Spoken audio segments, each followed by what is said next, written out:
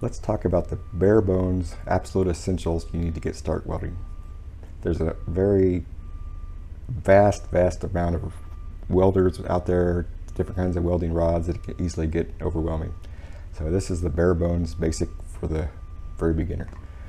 You need a welding helmet to shield you from the light, which is so intense it will blind you and actually sunburn you. A welder, welding gloves, welding electrodes or stick electrodes. These happen to be Harbor Freight AWS E6013, which you can get Harbor Freight or get other 6013, which is the type of material used in these welding rods somewhere else. Comes in a nice container so they keep them safe, and your electrode holder and your welding clamp. And of course, you need welding gloves so you don't burn your hands. Also, you should have, must have, proper ventilation. I do this at the edge of my garage, and I have a box fan behind me to blow the fumes out. You also need a leather welding apron, or even better, a full jacket with long sleeves. As I mentioned a moment ago, any exposed skin can and will actually get sunburned. So that is as big a concern as is flying sparks and burning. If you have this welding apron and you wear long sleeves, be sure you're not wearing, say, nylon or that sort of material, because burns can melt that material and embed it in your skin and make it very nasty injury. Now let's talk a minute about the welder itself. The one I chose is a Metal Man. Model number is easy to remember. It's ARC, as in arc welding, -80, as in 80 amps, T. And like everything else, welders have become much more efficient and much smaller package. What used to take maybe a 10-pound transformer has been reduced to this little thing here, which I can easily lift up with one hand, smaller than a lunchbox.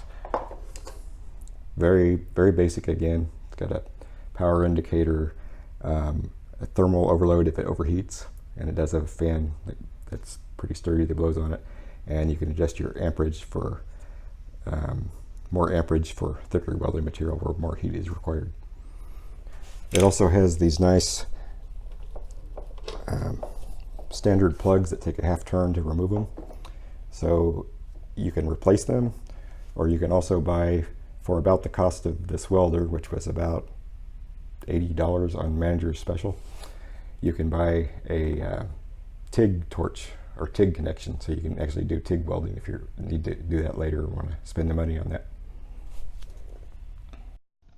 Let's talk for a minute or two about welding rods. First of all, you want to keep them clean and dry. If they're dirty or wet, they just don't work right, so keep them in the box that they came in. They're also a little bit brittle. The flux on the outside can come off and cause problems. They look very much like a 4th of July sparkler. You'll notice at one end it's bare, and that is a conductor that you clamp onto your electrode holder. Around that conductor is the flux, which keeps contaminants and oxidation from happening as the weld heats up.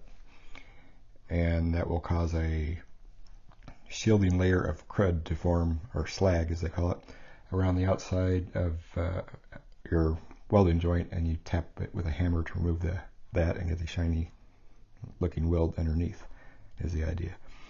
If you were to zoom in on this welding rod and file down the end a little bit, it would look very much like a corn dog, where the outside again is that flux material and the inside is the electrode that actually does the welding.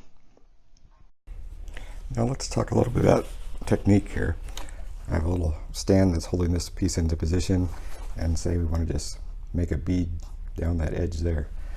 There's much talk about striking an arc, which is a little movement like that, and basically wears off the core and exposes the electrode in the center, so you'll get an arc by holding it just a hair away from the material.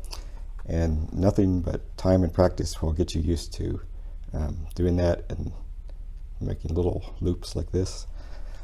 And like I said, there's a lot of talk about striking an arc, but if I was a beginner, I don't see why and I am a beginner, I don't see why you just can't scrape that off with a little bit of sandpaper or a file and have your conductor exposed, and away you go. Just saying.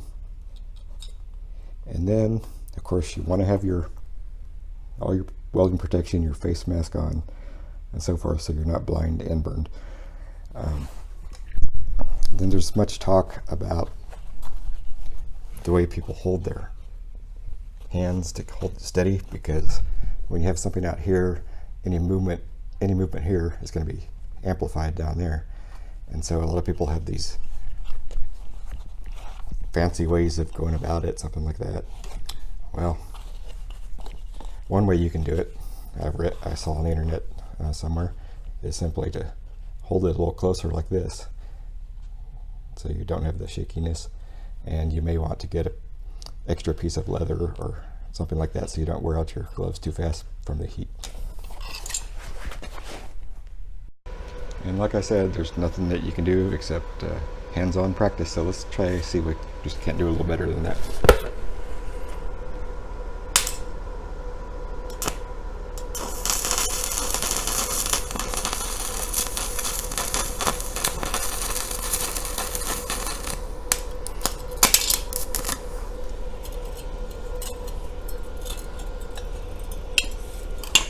Nope.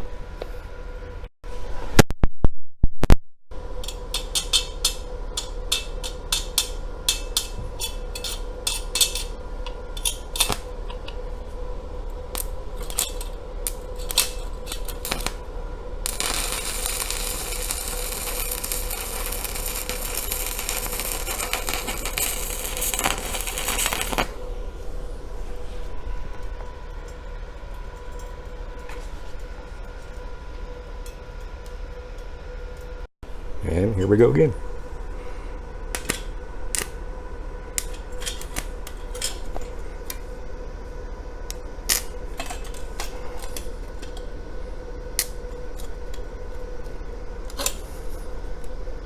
Let go.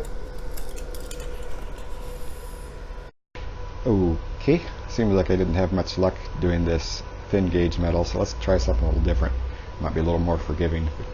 Trying a big heavy nut to weld it, spot weld it to this thin gauge material. See how that goes.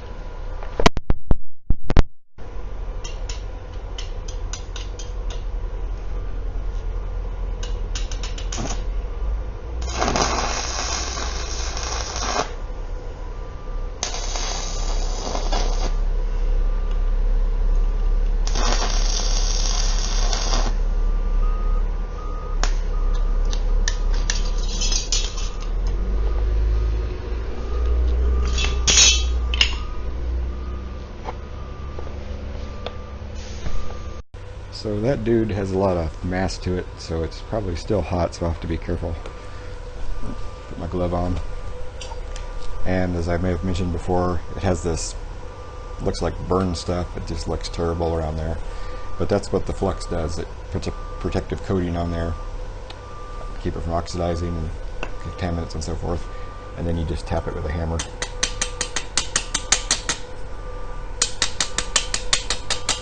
To get to the shiny stuff underneath.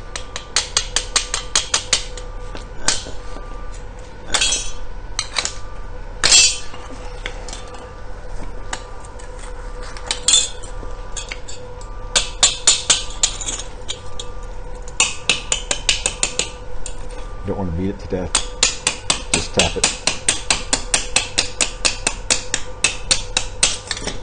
Let's see if we get a closer view of that.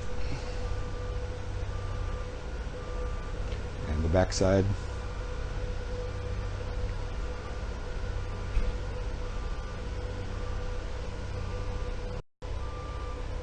There's a closer view after tapping it with the hammer.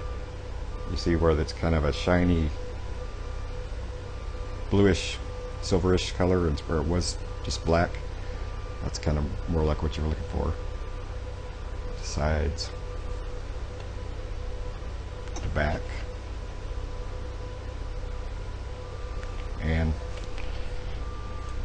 One final step is to take a wire brush, clean it up even more.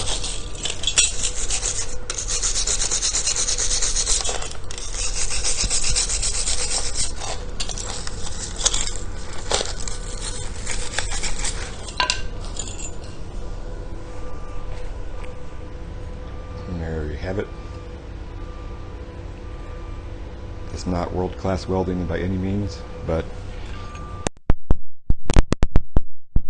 anywhere and it's on there.